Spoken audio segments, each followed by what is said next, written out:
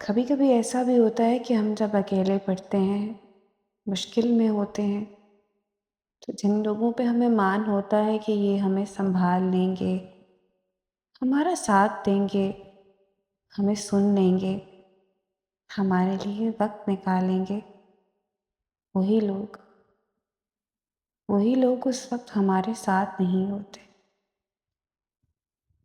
ایسا نہیں ہوتا کہ ہم نے ان سے کہا نہیں ہوتا، ہم کہتے ہیں کہ شاید وہ سمجھ نہیں پاتے۔